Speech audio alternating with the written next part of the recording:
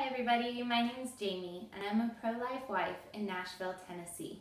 Today I will be answering questions sent to me by Students for Life in Kenya. I'll address the questions one by one and hopefully give you the tools needed to increase pro-life activity on your college campus. How can campus pro-life groups be actively involved in pro-life advocacy? The best way I've found to be actively involved in pro-life advocacy is to be active. Make sure that you know what your message is and you know how to deliver it and take it with you everywhere you go. There's lots of events that you can go to, marches that you can have, fundraisers that you can do. If you don't have events going on in your community, you can plan one of your own, and it's a good way to get people involved. Just make sure that you have a consistent message across the board with all of your members so that regardless of where you are or who you're talking to, the same point is getting across. How can someone balance classwork with pro-life activities? It's really important that you learn how to balance your time. Scheduling is key. You need to pass your classes, but if you do it right, you can have plenty of time to do pro-life work as well.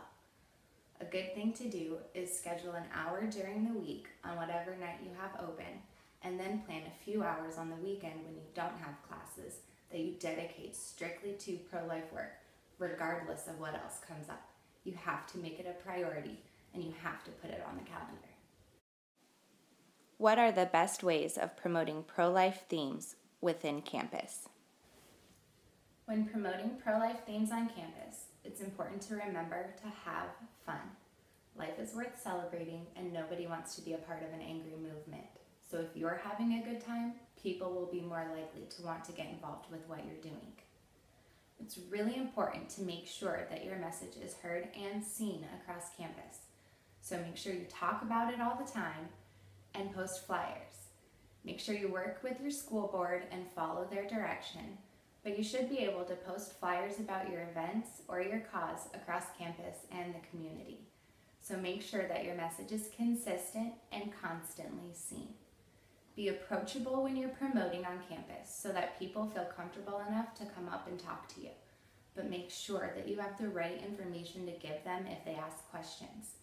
It's good to have references on hand in case anybody needs ideas for local clinics, pregnancy centers, or churches they can find. So make sure you have numbers and addresses for all of those places wherever you go. What are sample strategies of mobilizing resources for pro-life advocacy? The best way to mobilize pro-life resources is to increase your pro-life numbers. Have events where people from different regions come. You can give them information and resources to take home with them so that your message spreads far, fast. Another good thing to do is have a newsletter. You can do it online or in the mail. You can share stories about pro-life people. You can also share news about legislation and have a calendar of pro-life events. It's a good way to get your message heard by a lot of people at once, and just make sure, no matter who's writing your stories, the message is consistent.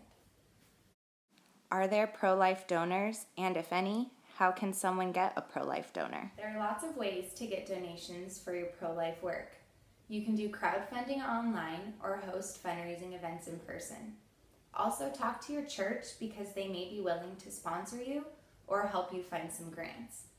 It's important to remember that the more people who know about you, the more likely you are to find somebody to help. So get your message out there and you may have somebody come to you who's willing to sponsor what you're doing. Is taking care of the environment, like environment conservation, a pro-life activity? Being pro-life means caring for people in all stages of life, so it's important that we care about our environment. While we may not have events that are focused on environmental causes, we can still do our part by using eco-friendly supplies, printing on recycled paper, not releasing balloons into the air, and making sure that we pick up all of our trash when we're done. It may seem small, but overall it really does help. We know the environment's important, but we also know that there are a lot of people working towards correcting the things that need to be corrected. There's not that many people working towards what needs to be corrected when it comes to abortion and saving unborn children. So we care about the environment, but we know our focus is really needed elsewhere for now. Between education and legislation, which is a more productive pro-life strategy? Education comes before legislation. You can't lobby for a bill if you don't know what it means.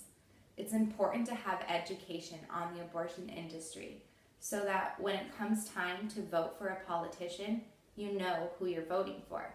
Are they pro-life? Are they really pro-life? Are they only pro-life except in cases of rape? Is that okay with you? You need to know. Education is key.